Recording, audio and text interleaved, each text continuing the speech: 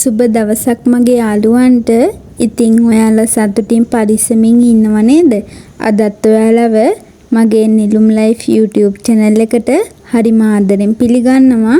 ඔයා මගේ channel එකට අලුත් යාළුවෙක් නම් ඔයාවත් හරිම ආදරෙන් පිළිගන්නවා. මගේ යාළුවෝ බලනවා ඇති මම මේ කැප් එකකුත් දාගෙන තනි පංගලමේ කොහෙද යන්නේ කියලා නේද? එන්නකෝ ඉතින් අපි විස්තර ටික කතා කරමුකෝ. අද ඉතින් මම ආව මෙයාලගේ වැඩ බලන්න. අද මම තමා මෙයාලගේ වැඩ බලන නෝනා. මම මේ හස්බන්ඩ්ුත් එක්ක පොඩි රෝන්දයක් ඇවිල්ලා ඉන්නේ. ඉතින් හරිද?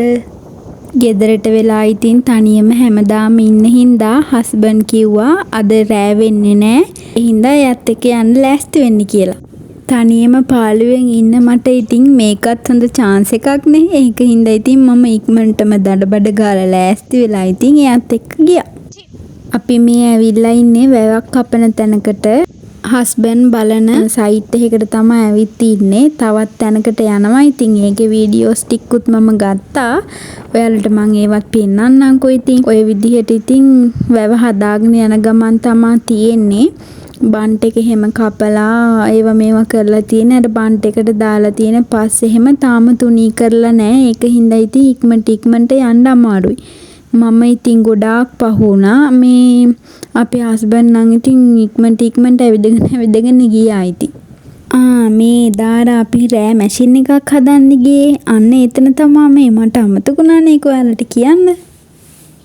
අද දවස නම් හරිම ලස්සන දවසක්. බලන්නකෝ අහස පැහැදිලිව හොඳට ඉර පායලා තියෙන දවසක් අද.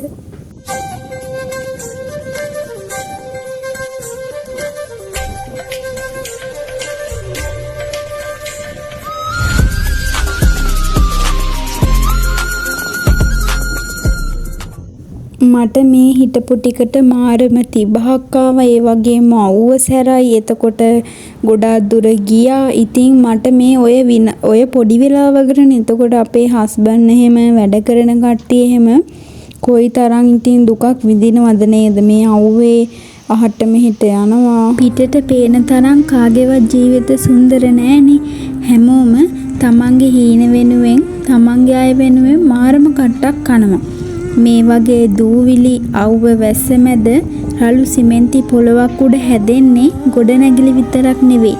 අපේ ජීවිත කොච්චර අමාරු වුණත් මොන බාධක ආවත් මේ ගමන නතර කරන්න බැහැනේ. කොහොම හරි මේක ඇදගෙනම යන්න ඕනේ. මොකද ඒ මහන්සිය ඇතුලේ තියෙන්නේ අපේම හීන හින්දා. මේ තියෙන්නේ වැවක හොරවුවක්. තාම ඉතින් හදලා නැතුව ඇති මේ හදාගෙන යන ගමන්නේ. මට ඉතින් මේක ගැන ඉතින් අවබෝධයක් නෑ ලොකුවටම. හස්බන්ඩ්ගෙන් අහලා තමා මං ඉතින් ඔය පුංචි විස්තර මගේ යාළුවන්ට කියන්නේ.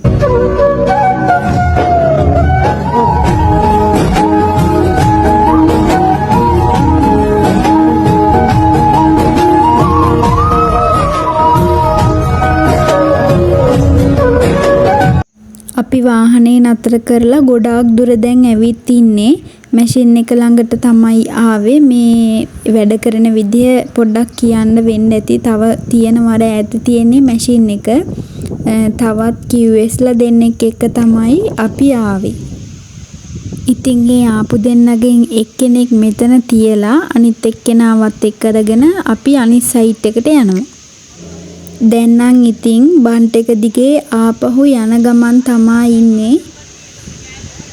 ඉතින් බලන්නකො මේකෙත් හැටි. මම කවදාවත් ජීවිතේකටවත් මේ වගේ තැනකට ඉතින් මෙහෙම ඇවිත් තිබ්බේ නෑ. දැන් ඉතින් හස්බන්ඩ්ුත් එක්ක මේ වගේ තැන්වලට ඉතින් නිතරම වගේ යන්න වෙනවා. මොකද ඉතින් හස්බන්ඩ්ගේ ජොබ් එක මේකනේ. මට යන්න වෙන්නේ ඉතින් මම අර තනියමනේ ගෙදර ඉන්නේ. පාළුයි තනියම ඉන්නකොට ඉතින් ඒක හින්දා ඉතින් හස්බන්ඩ්ුත් එක්ක මේ වගේ පොඩි සවාරි යනවා.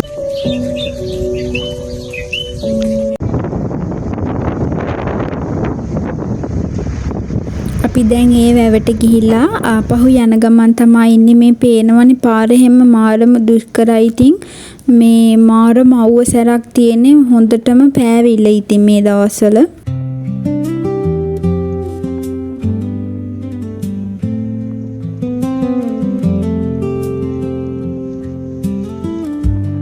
සයිට් වලට යන ගමන් ඉතින් අපේ හස්බන්ඩ් ඕන තවත් වැඩක් කරගන්න තමයි මේ හදන්නේ. මැෂින් එකක් විකුණන්න දාලා තියෙනවා කියලා ඇඩ් එකක් දැකලා ඔන්න ඒකත් හොයාගෙන ආව. හැබැයි ඉතින් වෙලාවටම මේ පැත්තෙම තමයි මැෂින් එකක් තිබ්බේ. අපි යන පැත්තෙම. ඉතින් එයාලා තව මේ ගස් ලැබු කොටුවක් කරනවා. ලොකු ගස් ලැබු කොටුවක්.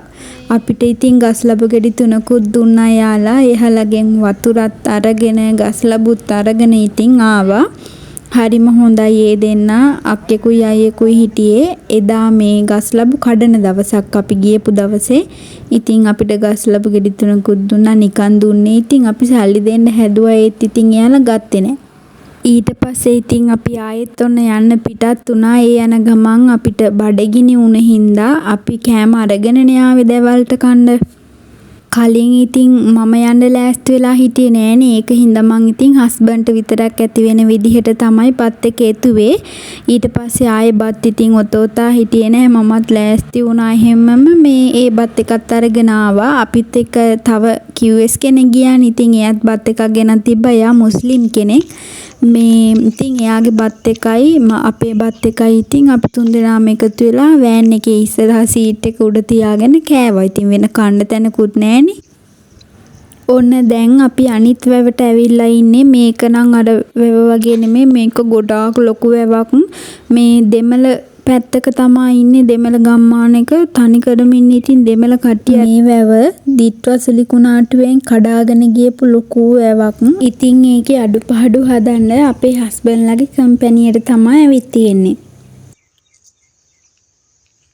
රෑ වෙන්න කලින් යන්න පුළුවන් වෙනවා කිව්වට මොකද එදා අපි ගෙදර එනකොට පාන්දර 1යි. ඉතින් මැෂින් එකක් එනකන් ඉඳලා ඒක බාලා ගෙදරකට දාලා එනකොට ඉතින් ගොඩක් රෑ වුණා. ඔතන අපිත් එක්ක තව දෙන්නෙක් හිටියානේ. ඒ දෙන්නා කිව්වා බන්ට් එක දිගේ අර කැඩිච්ච තැනට යාලා පයින් එන්නම් කියලා අපිට වෑන් එකේ මේ පැත්තේ පාර දිගේ එන්න කියලා. ඉතින් මේ අපි දෙන්නා එතනට යන ගමන් තමයි ඉන්නේ. ජීවිතේ දිහා ආපහු දවසක හැරිලා බලනකොට මේ වගේ සුන්දර දවස් අපිට තිබ්බා කියලා ආයේ මතක් කර කර සතුටු වෙන්න පුළුවන් හින්දා මේ දවසත් මම මගේ මතක පොතට එකතු කරගන්න ඉතින් මම හිතුවා. අපි දැන් මේ බන්ට් එක පහලින් තියෙන පාර දිගේ මේ අර කැඩිච්ච තැනට යන ගමන් තමයි ඉන්නේ. මං ඔයාලට ඒ කැඩිච්ච තැනත් පෙන්නන්නම්කෝ බලන්නකෝ. ඔන්න ගොඩාක් කැඩිලා ගිහින් තියෙනවා. ඉතින් ලොකු විනාශයක් වෙලා තියෙනවා. මේ ගමත් ගොඩක් යට වෙන්න ඇති. ඉතින් එතන පහළම ගෙවල් එහෙම තියෙනවා. ඉතින් එයාලට ගොඩක් කරදර වෙන්න ඇති. මේ තියෙන්නේ කඩාගෙන ගියපු තැන තමා. මේ වගේ සමහර විට තවත් තැනක් තිබ්බද කොහෙද මට හරියටම මතක නැහැ. අපි ඉතින් ගොඩක් වෙලා හිටිය අර මැෂින් එක එන හින්දා ඒක ඉතින් එදින් ගොඩක් රෑ වුණා. ඒක ආවට පස්සේ තමයි ඉතින් අපි ආවේ.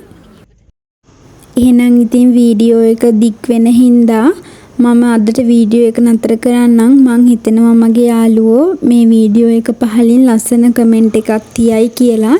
එහෙනම් තවත් ලස්සන වීඩියෝ එකකින් අපි හම්බෙමු. එතකන් ඔයාලා සතුටින් පරිස්සමින් ආදරෙන් ඉන්න. බුදු සරණයි.